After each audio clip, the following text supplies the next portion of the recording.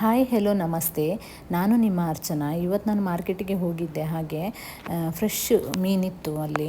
ಅದಕ್ಕೆ ನಾನು ಮೀನು ತಗೊಂಡು ಬಂದಿದ್ದೇನೆ. ಮೀನಿಂದ 3 ರೆಸಿಪಿ ಮಾಡುವ: ರವಾ ಫ್ರೈ, ಹಾಗೆ ಮಸಾಲ ಫ್ರೈ, ಬಾಂಗ್ಡಾ, ಪಾಂಪ್ಲೆಟ್ ಮತ್ತು ಸೋರ್ ಫಿಶ್ ಅಂತ, ಅದು ನಂಗ್ ಮೀನು ಅಂತ ಹೇಳ್ತಾರೆ, ಅದು 3 ಈಗ ಕ್ಲೀನ್ ಮಾಡಿದ್ದೇನೆ. ಅದನ್ನು ನಾವು ಮ್ಯಾರಿನೇಟ್ ಮಾಡಿಡುವ. ಒಂದು ಲೇಯರ್ ಸ್ವಲ್ಪ ಇದು ಅರಶಿನ ಹುಡಿ ಮತ್ತು ಸ್ವಲ್ಪ ಉಪ್ಪು ಮತ್ತು ನಿಂಬೆಹಣ್ಣಿನ ರಸ ಹಾಕಿ ಮ್ಯಾರಿನೇಟ್ ಮಾಡಲಿಕ್ಕೆ ಇಟ್ಟಿದ್ದೇನೆ. ಈಗ ನಾವು ಈ 3 ರೆಸಿಪಿ ಮಾಡಲಿಕ್ಕೆ ಒಂದೇ ಮಸಾಲವನ್ನು ಯೂಸ್ ಮಾಡಿ 10 ರಿಂದ 15 ಬ್ಯಾಡಗಿ ಮೆಣಸನ್ನು ಚೆನ್ನಾಗಿ ತೊಳೆದು ಅದನ್ನು ಒಂದು 5 ನಿಮಿಷ ಬೇಯಿಸಿ ಗ್ಯಾಸಲ್ಲಿ ಮತ್ತು ತಣ್ಣಗಾಗಲಿಕ್ಕೆ ಇಡಬೇಕು.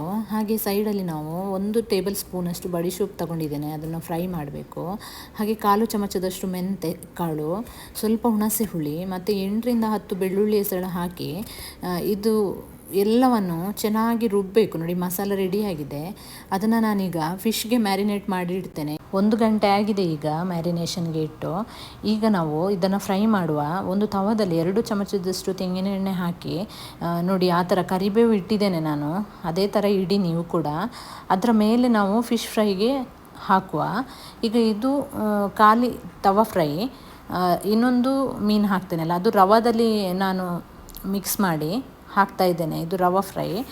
ಸೊ ನಾನು ಇಲ್ಲಿ ಕರಿಬೇವಿನ ಸೊಪ್ಪು ಯಾಕೆ ಇಟ್ಟದಂತ ಹೇಳಿದರೆ, ಈ ರೆಸಿಪಿದು ಸೀಕ್ರೆಟ್. ನಿಮಗೆ ಈ ಕೋಟ್ ಏನಿದೆ ಮೀನಿದ್ದು, ಅದು ಹೋಗಬಾರ್ದಲ್ಲ, ಅದಕ್ಕೆ ಕರಿಬೇವಿನ ಸೊಪ್ಪು ಇಟ್ಟಿದ್ದೇನೆ. ನೋಡಿ, ಸ್ವಲ್ಪ ಸಹ ಕೋಟ್ ಹೋಗಲಿಲ್ಲ. ಕರಿಬೇವಿನ ಸೊಪ್ಪು ಹೆಲ್ದಿ ಕೂಡ ಅಲ್ವಾ, ಅದಕ್ಕೆ ನಾನು ಯೂಸ್ ಮಾಡ್ತೇನೆ ಯೂಶ್ವಲಿ. ಹಾಗೆ ಈಗ ನಾವು ಪಾಂಪ್ಲೆಟ್ ಮೀನನ್ನು ಮಸಾಲ ಫ್ರೈ ಮಾಡ್ತಾ ಇದ್ದೇವೆ. ಅದಕ್ಕೆ ಒಂದು ಪ್ಯಾನಲ್ಲಿ ನೀವು 1 ಚಮಚದಷ್ಟು ತೆಂಗಿನ ಎಣ್ಣೆ ಹಾಕಿ 1 ಎಸಳು ಕರಿಬೇವಿನ ಸೊಪ್ಪು ಇಟ್ಟಿದ್ದೇನೆ. Same process. ಹಾಗೆ ಅದರ ಮೇಲೆ ನಾನು ಮೀನು ಫ್ರೈ ಆಗಲಿಕ್ಕೆ ಬಿಟ್ಟಿದ್ದೇನಲ್ಲ, ಈಗ ನೋಡಿ ಒಂದು ಸೈಡ್ ಫ್ರೈ ಆಗಿದೆ, ಇನ್ನೊಂದು ಸೈಡ್ ಎಷ್ಟು ಈಸಿಯಾಗಿ ಬರ್ತಾ ಉಂಟು. ಗ್ಯಾಸ್ ಮೀಡಿಯಮ್ ಫ್ಲೇಮಲ್ಲಿ ಇರಬೇಕು. ಮಸಾಲದ್ದು ಕೋಟ್ ಅಷ್ಟು ಚೆಂದ ಹಿಡಿದಿದೆ ನೋಡಿ ಮೀನಿಗೆ.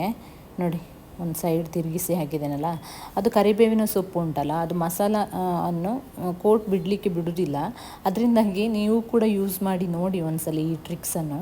ಮೀನು ಚೆನ್ನಾಗಿ ಕೋಟ್ ಬಿಡದ ಹಾಗೆ ಫ್ರೈ ಆಗ್ತದೆ. ಮಸಾಲ ಫ್ರೈಗೆ ಕೂಡ ನಾನು ಏನು ರುಬ್ಬಿಟ್ಕೊಂಡಿದ್ದೇನಲ್ಲ, ಅದೇ ಮಸಾಲವನ್ನು ಯೂಸ್ ಮಾಡ್ತಾ ಇದ್ದೇನೆ.